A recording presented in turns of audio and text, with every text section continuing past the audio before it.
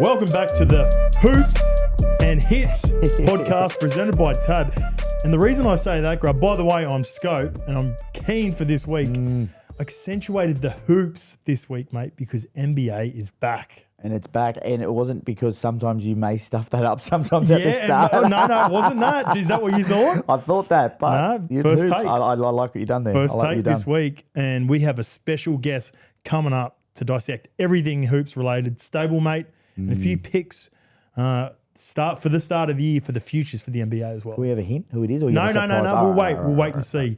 So let's build into it. We'll start off in the NFL, though. Devante Adams and Amari Cooper were traded just after our show last week. Huge news in the NFL. The Liberty win the WNBA finals. The NBA is going to tip off. It's going to be tipping off tomorrow. Tszyu goes down in a shock defeat. Sucks to see the Aussie go down like that. We've actually got a little video from another Australian boxing great on that as well. Saquan gets his revenge at MetLife. You would have loved that one, mate. Loved it. Good to see. The Chiefs win the Super Bowl rematch. They just have the wood over the 49ers at the moment. Tom Brady becomes a part owner of the Raiders. We'll dissect that a little bit. And like we said, we've got a special guest to chat a little bit more in-depth NBA as the season is amongst us. But we always start with Left on Red, so let's get into it. We rely on the listeners, people interacting with our show to get us going. So to kick it off, as always, let's get to Left on Red. This week it comes from Twitter, and we have a tweet from Chillrop. That man, Devante Adams, he was hurt just a few days ago. He has a miraculous recovery. He ends up playing straight away for the Jets. So my question is, not on the trade, who won between the Raiders and the Jets? Grub or no Grub? Potentially faking an injury. Is a hard one because I've had hamstrings before, and they're very tentative. They're very... or were you tentative when you had one? I'm always tentative. So when I was thinking about it in my prep for this show, I do it at home. I actually get the I got a baton at home, and it was shaky. It was very shaky. But look, it's a grub act. Straight up, it's a straight up grub act. If he was okay, but telling them that he wasn't, I don't like that, man. Yeah. I don't like that. It's very just about him. It's the yuck part of the business It with is. players and the way that they trade and move players on. I can understand the reasonings for it from the player, but even though I love Devante Adams, he's an ex-Green Bay Packer. He's gone back with his best mate, former Green Bay Packers quarterback Aaron Rodgers. Got to agree with you on this one. The little BFFs, they're back together. They are back I heard together. them talking, we coming to training together. They look good, mate. Oh, man. But they did. There were some nice moments there. He ran some really nice routes. But the big moment for me, and this is what Adams is going to bring to that core wide receiver group, is leadership. There was a moment there where Garrett Wilson, he come up with a big drop, and it led to an interception. Yep.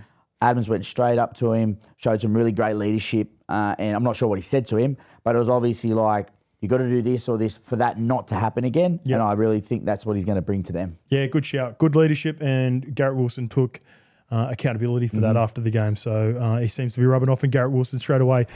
This is a bit of a different one. So Tom Brady, the greatest of all time, commitment to excellence at the Raiders. So Tom Brady has bought into the Raiders. I believe he's got 5%. Do you think this will impact the Raiders in any way? Maybe with free agents wanting to link up with the greatest of all time, or just some savvy business decisions with him identifying players that maybe they haven't been able to do in the past at Las Vegas. I think that last one that you just said Hoz, the identification of young guys coming through. Funny statement, Mark Davis, the owner right now, said he hated Tom Brady for many, many years, and we would know why. But it's so true. Having Brady there, he's going to help them identify a young quarterback. Everyone wants a quarterback coming out. You know, we see quarterbacks coming out of college and they look amazing. An example right now, Trevor Lawrence. He was the GOAT in college. Clemson, he was great, but struggling in the NFL. Tom Brady will be a guy that can help them out in that aspect. But at the same time, there's some rules. He's a broadcaster now. Yeah. He can't do everything. He's not allowed to. Yeah, he can't. He was a little bit, he was struggling a little bit on the weekend, wasn't he? He calling the Chiefs 49ers Super Bowl rematch. You could tell these new rules, can he get fined? Going back to your point with young players in the building at Las Vegas Raiders, man, that's such a valuable piece to be having there, to be able to go to if you do have the ability to have a conversation with Tom Brady, whether it's good or bad leading forward. I think it is a good thing for the Raiders. Another funny thing I read in his little contract, if he comes back and plays, he has to get rid of his share. Oh, okay. I'm thinking this could be I reckon they haven't read the fine print. There's no chance he is going back into that Raiders roster the way it is now, mate. So don't worry about that. We talked about the Chiefs and the 49ers rematch of the Super Bowl. Despite the poor play from Patty Mahomes, he's nowhere near at his best. In saying that, he doesn't have the targets of years past. Geez, they're looking pretty good. I had a look at their schedule. Who do you think beats? Do you think the Chiefs can go undefeated?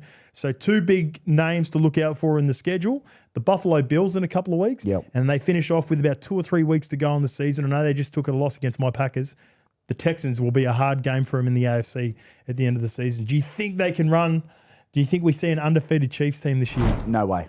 I really don't think so. Bills are a great team. They've just picked up Amari Cooper, who was exceptional on the weekend.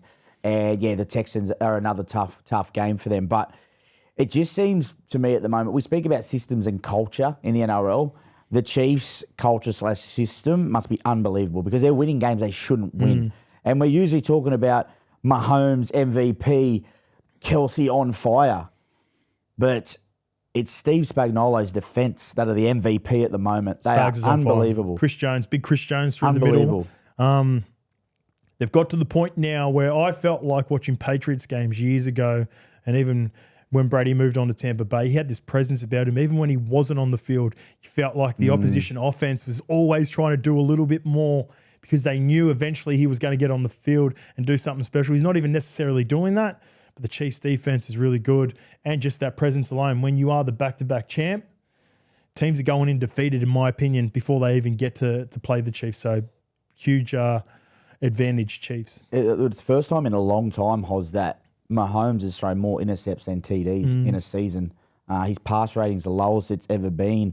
So what I think's happening right now is Andy Reid, he's not trusting him or the wide receivers. He's just not worthy. They're going okay, Juju, but they're turning into a run-first team now. You know, Hunt had a really good running game on the ground. So and they got Pacheco back soon too. I honestly think Andy Reid's sort of changed the way that he's looking at games. So we could be looking at a new Chiefs. And if you look back to what the Patriots did when they were successful, they were really, you think about the Randy Moss, Julian Edelman, all that sort of era. Then they started running the ball. When everyone started to get onto the passing game of the Pats, they started mixing it up. And they had really good runs where they ran the ball really well. So good shout on that. This one is to do with your Eagles. Why so quiet? Got a cool little meme here. And that comes off the back of the Philadelphia Eagles, ANZ. Anyone else, why are you so quiet? What's on your mind? That's New York Giants fans just thinking all day, all night about what Saquon just did to them. And to all the Giants fans out there that want to reach out to me on Instagram, just enough's enough. We smoked this. I've got a few Giants fans, mates. But got a question for you. Oh, here we Revenge games. You've played in a revenge game. You're a proud Bulldog. You finished your career at the Bulldogs. What was it like when you played the Bulldogs for the first time? Oh, man, I thought I was going to absolutely cop an absolute spray. I was actually really nervous. And this is why Saquon's becoming my favourite player of the Eagles. And that is a big thing for me. But, yeah, back to that game. First year, honestly. But I thought I was going to get there. I was going to cop it, this and that. But it was actually okay. Yeah. I think, you know. Did you have a Saquon-type day as well? I did not have a Saquon type day. I don't think I've ever had a day like that. But, Hoz, I'm not sure if you've seen it, but Saquon, there was a little interaction with the coach about Sirianni putting him back on the field. To break his record. Did you see it? I did see it. Saquon was like, feed the other boys. And I just love that team-first mentality. It was so good to see it. It's on Instagram. I love to see it. And everything he said about that game, it wasn't about him. He seen his jersey get burned. He said he was on the bus and seen his jersey get burnt at MetLife. And it was, he goes, man, I was rattled by it. But he still didn't make it about himself. I don't know. There was just something about that moment and the way he's going about his business. I really love the acquisition he's been this year for the Eagles. I'm with you. I think he's not only a good football player, he seems like a good human. He never says a bad word about his ex-team in the Giants, even though he would have been super frustrated with what happened and how it all finished up. But he seems to be in a better place now and doing well. Unfortunately, our next man isn't doing well. We're moving on. And this comes from Facebook from Mick McGuinness. didn't get beat, got taught a boxing lesson, and instead of having our say on what happened and what went wrong with Tszyu, mate, you got a special guest. You got a good mate of yours to come and have. Do you want to introduce who is going to be talking on the Tszyu fight? Yeah, well, let's bring him in. The great Billy Dibb. He's a world champ, and I had a charity night with Billy on Saturday night. A great guy, always helping out charity, but I just really liked what he had to say about Tszyu, so let's listen in. Hey guys, Billy Dibb here. Just wanted to share a quick insight on my thoughts about Tszyu versus Bakhram. Firstly, congratulations to Bakhram and his team. Commiserations to Tim and his team on the loss. I look forward to seeing how you guys bounce back from that. Obviously, I definitely feel that Tim could have done a lot of things differently in the lead up to that fight. Obviously, showing the respect to Bakhram, and his team, and acknowledging the fact that Bakhram was very, very heavy-handed. I think that Tim sort of underestimated him and went into that fight with other thoughts in his head, like potential fights down the line with obviously Errol Spence, Terence Crawford, potential mega fights with Canelo Alvarez. But I feel that's where Tim came unstuck. I feel like you need to give that respect to your opponent and focus on the task at hand. And I feel like had Tim done that, he would have went into the fight with a different mindset and showed a little bit more respect to Bakhram and, respected that power. And if he did, he would have boxed smart and obviously used his feet to be in and out. And when he did get hurt, he would have tried to survive rather than fight fire with fire. That's huge. Well done, mate, for getting that from Billy, one of the greats. Probably the only pushback I got against that, and never going to disagree with one of the greats. I thought that he was trying to make up for last fight in a way. He wanted to win this in a fashion which was going to get him back in the spotlight of world boxing. And I think that's more not as much a lack of respect, but more trying to really come out and put on a show, and it went the wrong way. I've got a question for you. So you just spoke about the world boxing. In Australia, I feel we pump about fighters that much. And Tszyu, as he should be, he's a great fighter. But as soon as we go and take on these guys, like these guys who he's fighting, some of these blokes take on bears. Like he's in the same, he was in the same training camp as Khabib. Yeah. Do we pump him up too much? And when they hit the world stage, this happens? Yeah, I just think there's some critiques that Billy was talking about there. I think definitely the last fight had an effect on this fight, and it didn't go his way. I don't think it's necessarily a knock on Timmy as a fighter, and maybe more of his preparation, how quickly he took this fight and the opponent in which he took this fight. Boxing, again, not going back to the experts, it's about picking the right opponent and building your way up the right way. So I think that's where maybe Timmy fell short. Do you know what I'd love to see him fight now? I think he's got to fight someone in Australia now, get a bit of confidence back, and he's called him out a few times. Zarafa. Go back to Zarafa? He's calling out the family. Zarafa would have loved it. Anyway, don't worry. He sent out a tweet today already. I seen it. All right, this one comes from Instagram, and this one comes from Samuel Largy. This series is going to be cinematic. We talked about it last week. Were we going to see New York? Or we haven't. We've got LA, we've got West Coast versus East Coast in the World Series. Who do you like in there between the Yankees and the Dodgers? I'm going to say the Dodgers. I just think they got the best player in the world, Ohtani, and having the best player in the world puts pressure on the other team. I actually read an interesting article saying, one of the experts saying that this series will rely on walks, whether you can prevent the walks or you can capitalize on them. Okay. Meaning, if bases are loaded, hitting homers, and the Dodgers have been doing that for years. So I thought that was an interesting quote. Okay, I like it. Give me Ohtani and the Dodgers as well. This one comes from Instagram, and it's from Fletty Felty. Love Sandy, and her coaching is awesome. Her teams play great, and the team moved the basketball. So Sandy Brondello, she gets a second championship as a coach in the WNBA, and we just love it when Aussies are dominating no matter what sport. Oh, well, I was speaking about the Aussie girls putting basketball on the globe. Last week, Michelle Timms, Hall of Fame. Now Sandy doing her thing. But talking about Liberty, they've always been the team that have just fell short. But I think it was the first time they've ever won since they've started. How cool would it be to be like the first ever of like a team? Yeah. First ever ring. That would be awesome, wouldn't it? That would be cool. So just like Sandy, mate, we've got domination in the WNBA. We've got it in the NBA. So it's time to get to the StaleMate, and we have a special guest. We would like to introduce Benyam Kidane to talk everything NBA, mate. Thanks for joining us on Hoops and Hits. Hey, good to be with you, fellas. Big fan of the show. Thank you. Give us a bit of a rundown, your background with basketball, favourite team, and just a quick little brief on how you think the season's going to go down. I've been covering basketball for probably the last 10 years, pretty close to the game.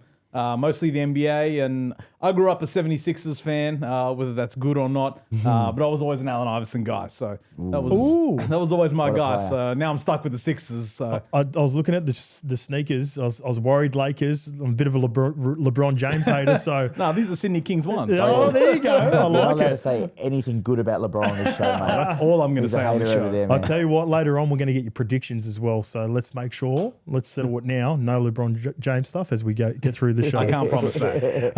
Shabs comes every week, mate, for the StaleMate. Shabs comes up with something that we can discuss. We also get the fans to get involved in it as well. This week is topic is, can the Celtics go back-to-back, mate? So we sent it out on Twitter, and we had 30% of the fans, the people that help us get through the show, saying yes, 70%. Obviously, it's very hard to win back-to-back. What's your initial thoughts? Do you think the Celtics can go back-to-back this season? 70%. There's some haters out there. This is a good Celtics team. Yeah. Twitter usually knows too. Yeah, Twitter's... I've figured it out. Twitter knows. Instagram, no idea. Yeah. The people of Instagram absolutely Yeah, we've brushed know Twitter it. for this week. Sorry, we brushed Instagram for this week. So Twitter's the only one staying. Benyam, your thoughts on the roster they currently got? They didn't lose anyone of significance. They're going to be hard out. Got really good coaching there. Celtics going to be hard to beat again. Yeah, definitely. They brought back most of their core and really their top 7. They're all contracted through next season as well. So there's no, is this guy going to leave? Is this guy sticking around? So there's none of that in terms of continuity. They're all going to be here.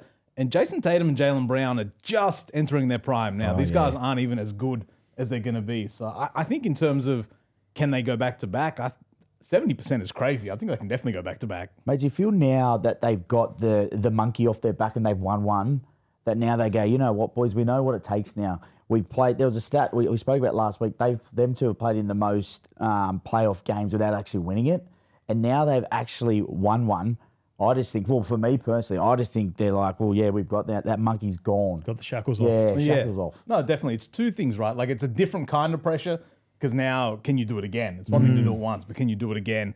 And you're going to get everyone's best shot this time around. But also, once you've kind of won one ring, you kind of have that freedom now where that's not really chasing you, especially for a guy like Jason Tatum. We see how the press is killing this guy. Like the criticism that sort of comes their way. Now you can kind of be like, well, you can't really tell me nothing. I just won. So you can maybe open your game up a little bit. Going back to the other guy, Jaylen Brown, doesn't make Team USA. A couple players, he's got a bit of a point to prove. If he needed a chip on his shoulder again to go back-to-back, he's definitely got that after not making the Olympics team. Oh, he should have definitely been on that Olympic I team agree. too. Let's just get that out of the way. But I agree. You kind of have to come up with that motivation, right? And you guys can probably speak to that as athletes. Like doing it again, you have to kind of create these scenarios. And you see Joe Mazzulla, their coach, is like, he can come off kind of crazy with some of the stuff he's cooking up. But it looks like it's working, and it's worked. So I like them to go back-to-back. The East is going to be tough, though. There's a lot of teams that have improved all around them. Speaking about going back-to-back, I think one thing that could possibly come into it, boys, is fatigue. So they've gone pretty deep, 2 out of 3 finals appearances the last couple of years. And speaking about the Olympics, Tatum went to the Olympics, Holiday went to the Olympics, and White went to the Olympics. Do you think that has a factor later on in the season? Oh, definitely. Like it's a lot of basketball to play all the way through to June and then get on a plane and go to Paris and then come back and do it again. But I don't know, these guys, they're not old. Like only really Al Horford, or maybe Drew Holiday's still, early 30s. Al Horford's 38. These other guys, I think they'll be all right. Jason Tatum will be fine. Didn't get much playing time. Didn't get any playing time at all. Did he? I didn't even think of Derek that. White didn't. So he got true. very limited time. Yeah. So I think they'll be sweet, Grub. On Instagram, we got a comment from Zally, 1904. Sees up, baby. So she's obviously thinks that they can do it. And then we had Lenny, Suns in 4. So Against who? Against Suns. I don't think the Suns are even guaranteed to make the playoffs. They've got a good big 3, but outside of that, got a few question marks around the rest of the roster. So not too sure about that, Lenny. It's time to move on to Studs and Duds. This is the part of the show, fantasy related. We've been doing a lot of NFL, Benyam, but we're going to move on to NBA this year. I want you to give maybe a couple of sleepers or a couple of names that people might not be familiar with to build out their roster for fantasy this year. So who do you like, mate? All right, my fantasy players, I've got you covered. You need a point guard. It's Tyus Jones from the Phoenix Suns. You just slagged off the Suns, but Okay. I think he's going to be really good for them. He's a great ball handler. His assist-to-turnover ratio is crazy. He doesn't turn the ball over. He's a great playmaker. I think you'll get great numbers from him. And also, Amen Thompson from the Houston Rockets. Okay. I don't know if he's going to play a lot, but what I saw from him last season, the Rockets were, I think, 11 points better off in the minutes that he played at small forward. Oh, that's huge. Great rebounder. Great on the defensive side of the floor. He's one of those 5x5 guys. He can kind of get you any stat any night. And I think he will play a lot more this season. Yep. Grub, you got anything for us? I got Jalen Smith from the Chicago Bulls. Okay. Nikola Vucevic, he's still there for 2 more years, but I read an article that they're trying to move him on. Okay. So I'm thinking if they move him on, he could be their guy. So that is a minutes? sleeping giant. He'll get more minutes. He could be like in that. their starting 5. Yeah, I like and I'm just going off a bit of, obviously we know he's a good player, but there's a little something behind it as well. Yeah, you're looking ahead in the crystal ball. I am. See the vision. GM. I'm going to pull a grub or no grub on you. Get Nicola traded before the season's even started, mate. That's a grub. That's a grub cook. Can I have chuck over the grub or no grub, please? Give me. The season the ball hasn't even tipped off yet, and you're trading players, mate. Yeah, but that's a grub back from you. They like. Here you go. Have that back for later on. He likes young blood, mate. Too old. Give it to him. Okay, I'm gonna go a move that's already happened. Bridges is now playing in New York. He's had flushes before in Cam Thomas. He can score. He can put up 40 on any team.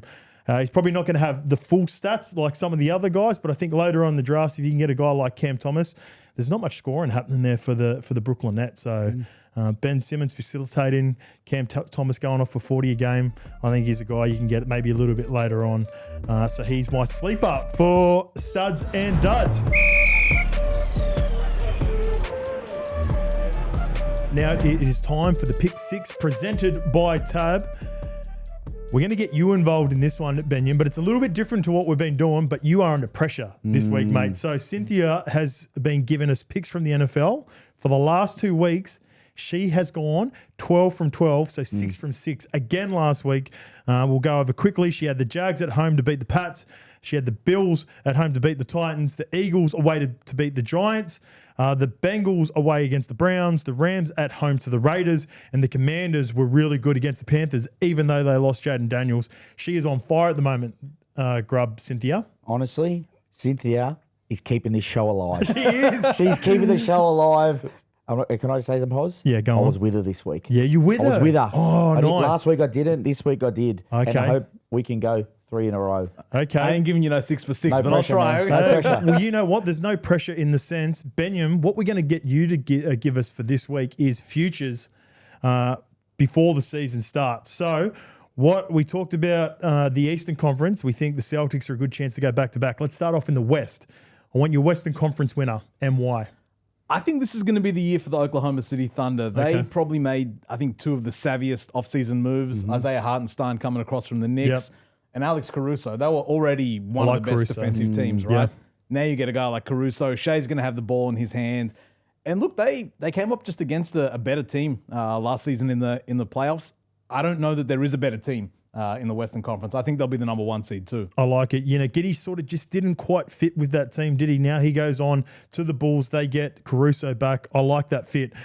Moving on to the Eastern Conference. We talked about the Celtics before. Do you think they are the winner for the Eastern Conference? Well, I just spent 5 minutes talking up the Celtics. I got to stick with them. I got to back them.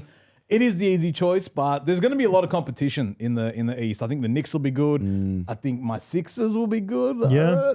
The Bucks Healthy? might get it together. If they stay healthy, they'll be there. I think it's out of those 4 teams, but Have we got an update on the Paul George injury? Do we know how serious the Paul George injury is? it looks like he's going to be okay. Okay. But that's the big one, right? Is Paul George and Embiid. They're not going to play back-to-backs. I mean, Yeah. how far can that team go? But in terms of depth, I don't know if anyone's got better depth than the Sixers. Their bench is crazy. They got guys like Drummond, Reggie Jackson, Caleb Martin. They went out they and got had some a good vets. great off season. But I'll stick with the Celtics. Are you Okay. riding off Miami like me too, mate? Yeah, no mention of Miami in there, mate. They're, I like it. I like it. That's I the really way we it. like it. They're already on spring break. They ain't going nowhere. Backs against the wall mentality. Look, you said you were going to bring the heat for the show, and you brought it, but in the opposite way. MVP. This is tough. I really like Shai Gilgeous-Alexander as an MVP for this year, but I think it's going to be Luka. He's been the favorite, I think, 5 years in a row now and hasn't won it. Went all the way to the finals last season. I think this is the year for Luka. We saw what he did with Dallas last season. He was playing out of his mind. And So good.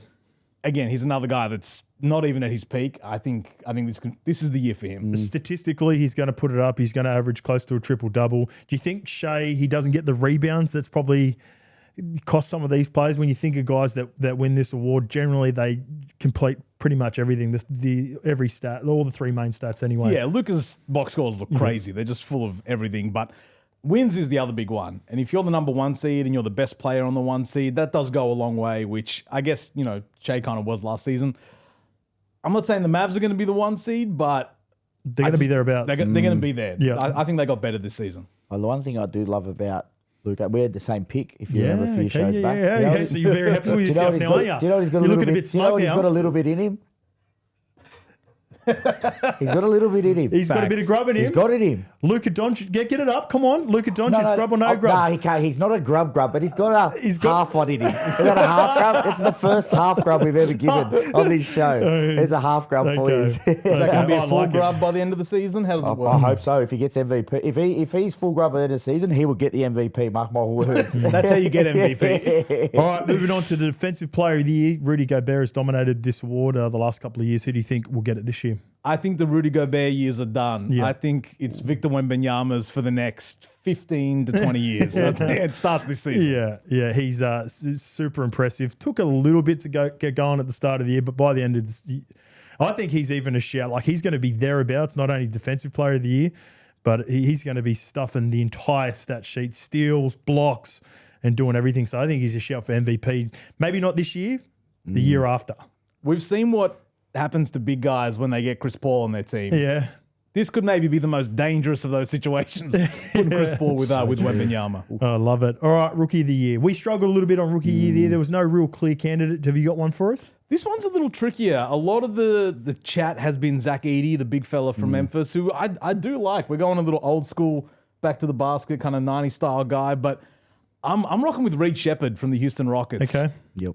2 words. Kentucky guard. Yeah. We've seen this how many times? Jamal Murray, Devin Booker, Tyrese Maxey, Shai Gilgeous-Alexander. There's just something about the guards that come out of Kentucky, and he looks polished already. The issue is, I don't know if he's going to play as much as you'd probably need to win Rookie of the Year. That Rockets team is pretty deep.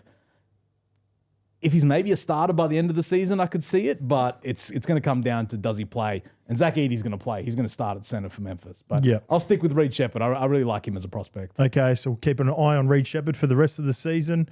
The champion, we talked a little bit about, can they go back-to-back? So would they be your choice if it wasn't for the StaleMate, the Boston Celtics? It feels like the easy choice, just picking the Boston Celtics.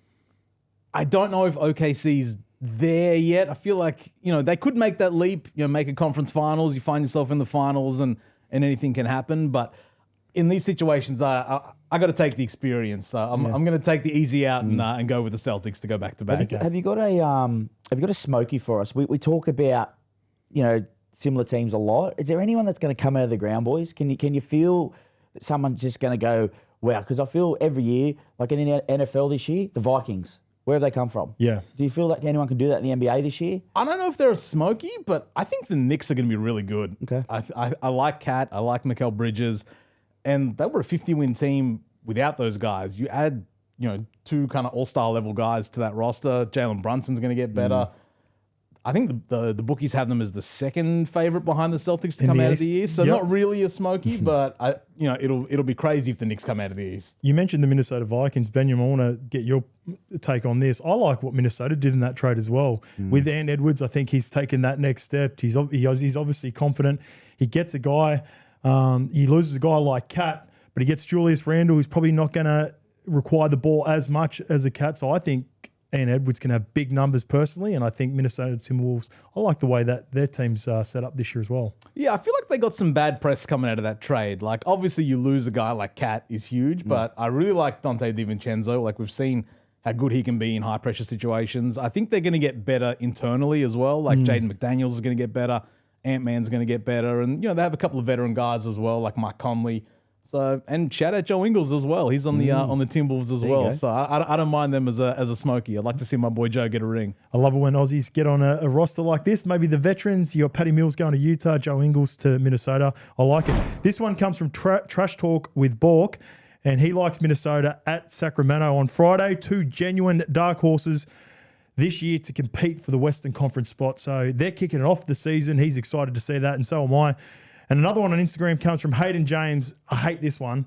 Good friend of mine too, Hayden James, by the way. Orlando to beat the Heat. That ain't going to happen, so scratch that. Into Atlanta to win their first game. You win some, you lose more. For free and confidential support, call the number on the screen or visit the website. All right, thank you to everyone who has joined us on Hoops and Hits for the show this week. People who have engaged. We got some really good comments. NFL has been outstanding. NBA's heating up, and it's get ready to go. And big shout out to Benyam for joining us on Hoops and Hits this week. I appreciate you guys having me. Mate, speaking about awards, he was definitely going to get Best Bench Player of the Year coming off the bench. So, you're the sixth man. Let's go. Right, Let's go. yeah. Of the year. We'll have you back for sure, brother. Thank you very much.